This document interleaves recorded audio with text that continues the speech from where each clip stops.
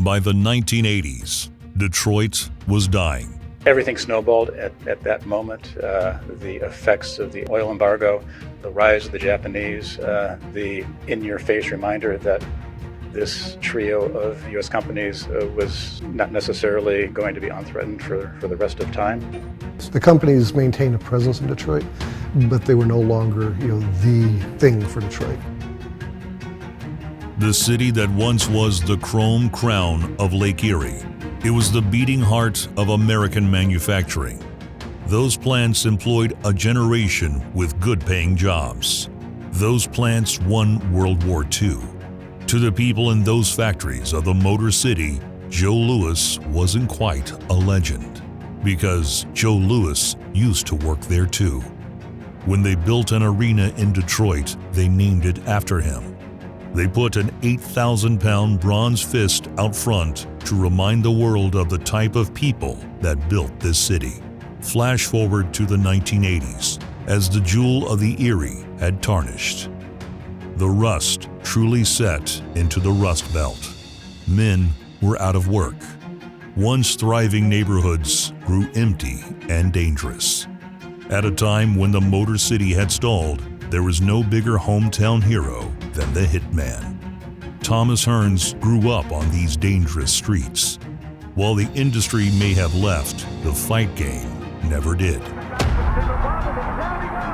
Tommy found his way into the soon-to-be legendary Kronk Gym, learns the lessons taught by Emmanuel Stewart, and the pair become inseparable. Part manager, trainer, but also like a father to some degree too, being that he, like I, came from a fatherless home. That skinny kid, growing up on those abandoned streets, grew into welterweight's hardest puncher of all time. I have never seen a welterweight hit as hard as this kid. Nobody.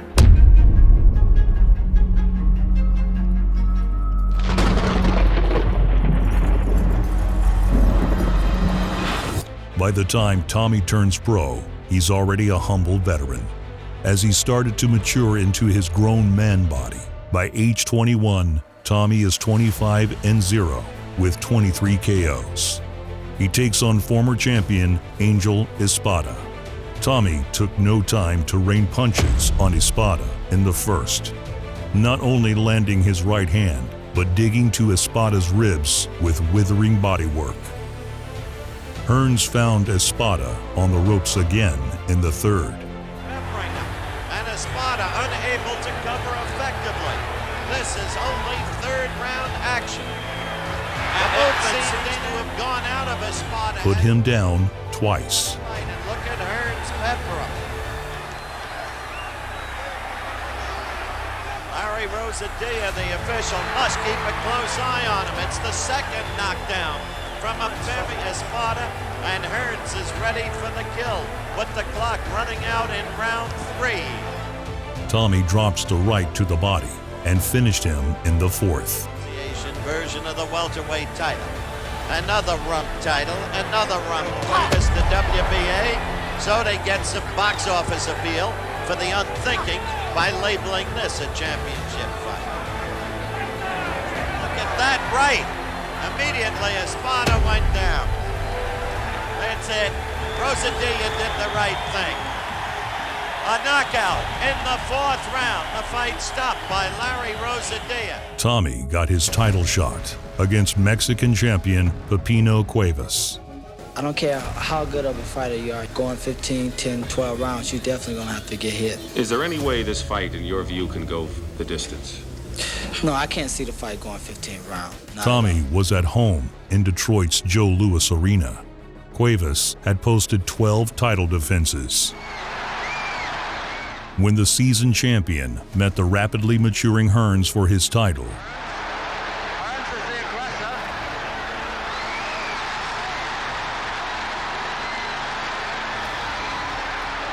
Tommy fought to get two things straight: the title picture and Pepino Cuevas's vital signs.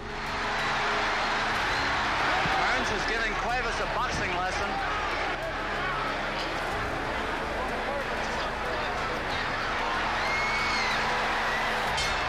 There's the bell.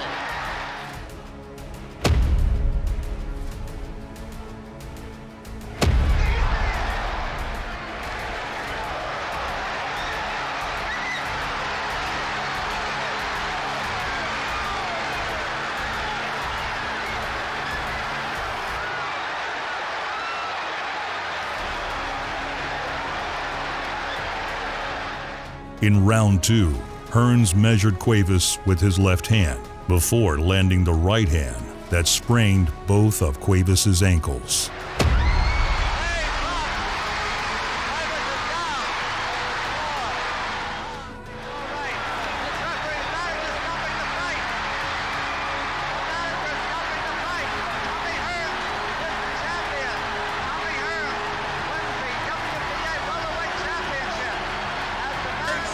The new WBA welterweight champion, and you have given Detroit something to shout about. They need a hero, and you're it. Tell us. Yes, I feel that I have done a lot for Detroit, and I'm very happy to be here to perform for Detroit, to do the things that I have been doing. And I always will keep doing the proper things. As long as I have my mother in the city of Detroit, my manager here, Emmanuel, still with me, I always will do it. Never one to let an opportunity pass, Tommy goes for the double tap.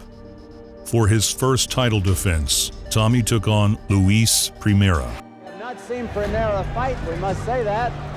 He's supposed to be a good fighter. He's fought 15 times and won them all, but we don't know about the... Primera came out swinging for the fences and ducking when Hearns threw back. Primera's not a bad defensive fighter. Hearns picked up on it and caught him ducking onto an uppercut. Primera got up like he slept through his alarm and woke up in the middle of his title shot. Gamely's fighting back. Hearns is just too much. Primera's right in there with him, and now Hearns opens up again. Primera's making a fight of it, I'll say. Primera's a fiery fighter. He got so mad at getting knocked down. Tommy took his time. Bad either. That's it hurt. He was moving away from that. He was hurt again, Primera was. Right. And he started to ring off knockouts again. The fellow Mike Colbert. You got to admire Primera. He's still in there. He's battling. But found the challenger's chin with another combination in the fifth to drop him again. Hearns is fighting savagely, and there goes Primera down for the second time in the fight. While Primera had the heart of a champion, he just didn't have the skills of one.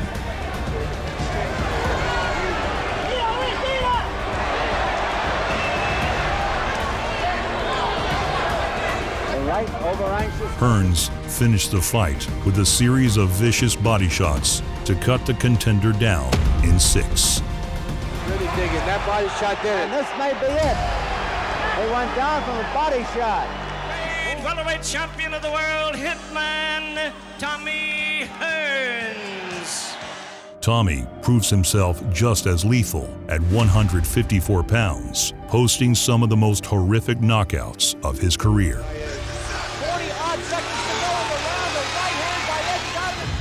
Hearns claws his way into a title fight with Puerto Rican defensive genius Wilfred Benitez. Say that he watches the man's chest muscles to see where the punches are coming from. You see that right hand? While Benitez was slipperier than silk. Good right hand by Hearns, but he can't double up on it. Almost every one of those missed except the first one. Benitez found it impossible to land any offense of his own. Marvin Hagler awaits somebody. Both men would like to have it. That was Benitez. I have a feeling, Murray, that Tommy is going to eventually measure up to Benitez and catch him with a good punch. It was one of Hearns' most disciplined performances as he kept the Puerto Rican at range. It had to be with a referee that cost him 2 points. The first on a ticky-tack foul. The second on a phantom knockdown from a punch that replay proves didn't land.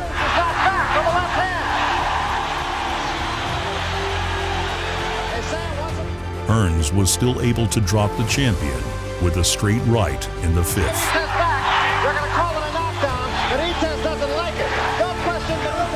Here, Hearns Hearns is being very patient.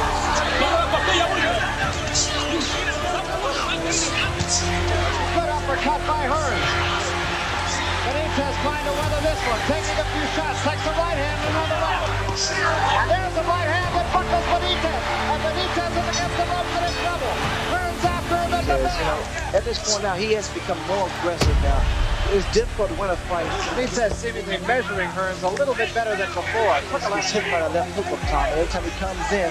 And then he puts his hands up later on.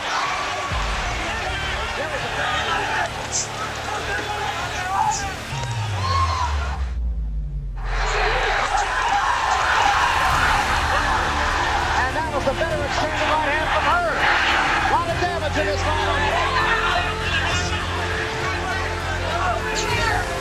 Benitez is picking the pace up, but he's walking it.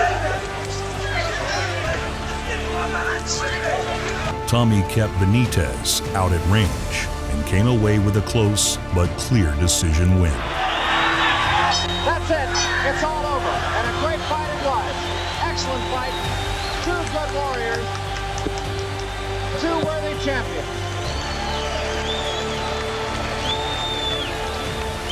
And a lot of respect being shown for one another. While Hearns played the slick and speedy boxer against Benitez, Roberto Duran got the Hitman.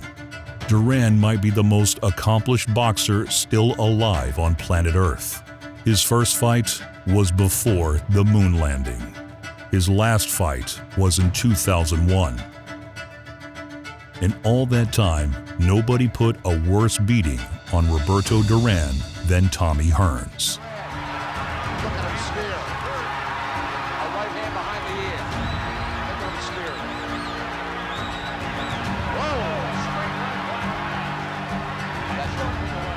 Hearns absolutely blitzed the Panamanian great, using his body jab to set up a chopping right hand that dropped and cut Duran. Duran is on Quinn Street. So he doesn't know where he is. He's on Quinn Street and he's going to go. And he's still waiting him in. Almost through the ropes. Referee looking it over very carefully. Hearns never let the little demon off the hook. Duran forgot which corner was his as he barely escaped the first.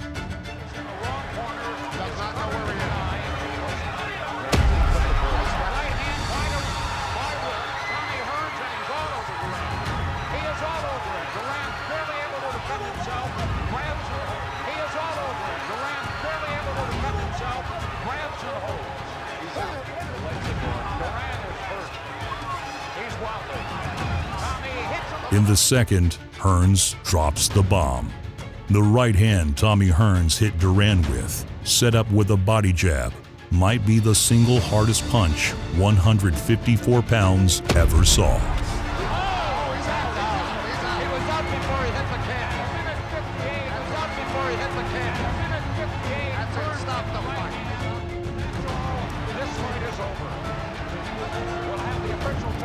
Looked like one of the best punches we've ever seen him throw. How would you rank it? I have to say that was the Hitman coming back again. One of the great shots. The Hitman from Detroit is back. Tommy kept climbing in weight. Some question if he could still crack at 175. Jim, Thomas Hearns is a big favorite because he has exhibited superior skill in his career than his opponent Dennis Andres. But Thomas has exhibited those skills primarily as a welterweight. He has never in his career fought as a light heavyweight. But the Slim Reaper hops right into the deep end against champion Dennis Andres. Shown in recent bouts as Andres drives him back into the rope. Andres might have been crude technically, but he was a tank of a man with endless stamina. Staggered by him beautifully and hurt it. He tries the body punches. It was the first fight Tommy didn't look hungry.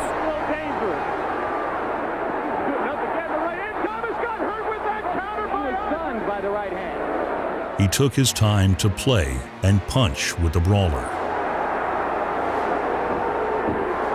The end of the third round. It is a small cut. I think Thomas is fighting a very conservative fight right now. Trying a right hand there, right on the inside. Andres has a good uppercut. He got caught again there coming in, Jim. In round 6, Andres hangs a jab, and the cross counter comes over the top to sit him down. There's a right hand. It was the tipping point.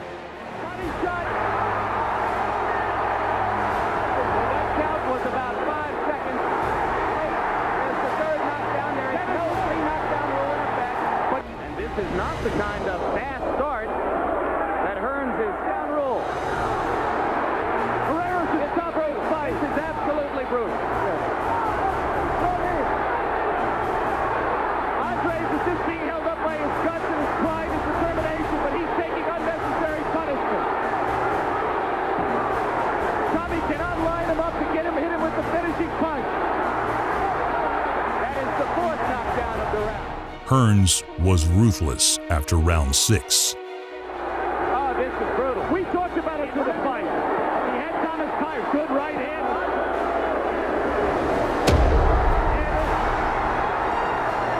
Anything but a foot.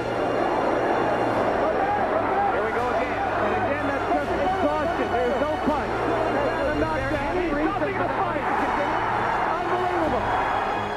Hearns takes home the title at 175 pounds and earns himself a new lease on his boxing life. The WBA, or WBC, I should say, light heavyweight champion. Things kept going Hearns' way as the middleweight division opened up overnight. Both Marvin Hagler and Sugar Ray Leonard retire after their clash in April of 1987 for the middleweight title.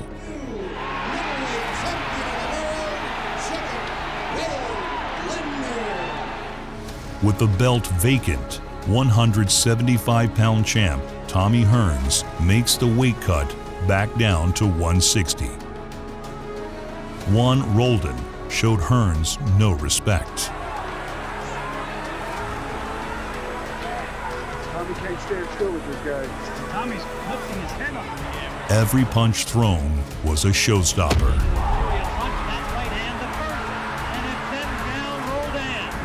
Just coming out to him. Well, Hearns is fighting his fight now.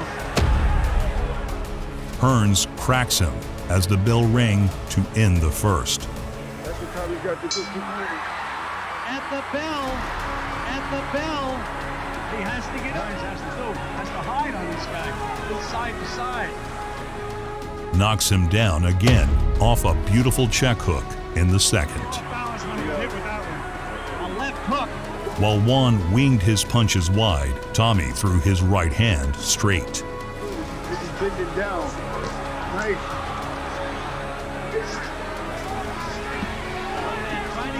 Tommy see it coming, but I wonder. Nice. Trying to get the right hand together.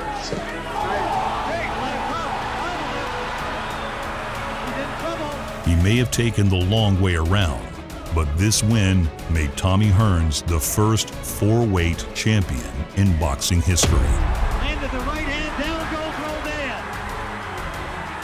Left hooks to the body would set that up.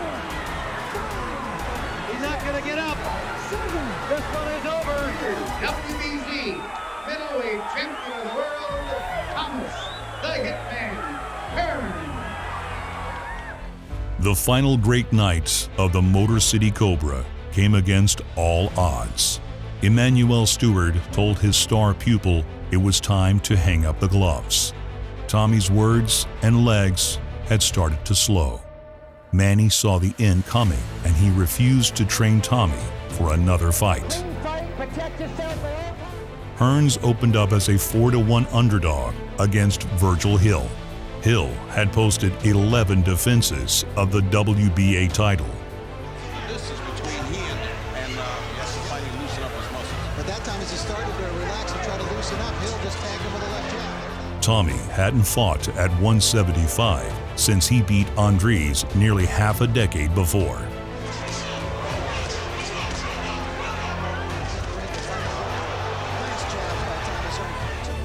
Manny Stewart was right, but there was still some magic in those old legs.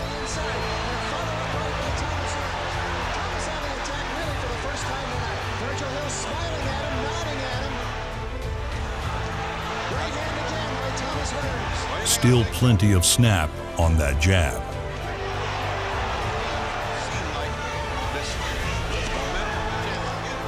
While Virgil Hill hung in there, this was the Tommy Hearns Show. The Motor City Cobra had returned for one night only.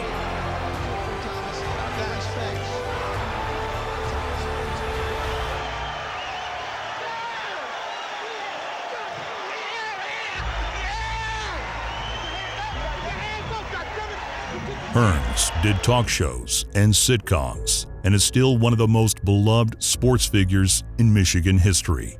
To his people, at the time he was fighting, he was an inspiration. One of the few things to look forward to in a city that still hasn't fully recovered. If Joe was the hero of the Motor City in its greatest days, Tommy Hearns was the hometown hero when Detroit needed it most.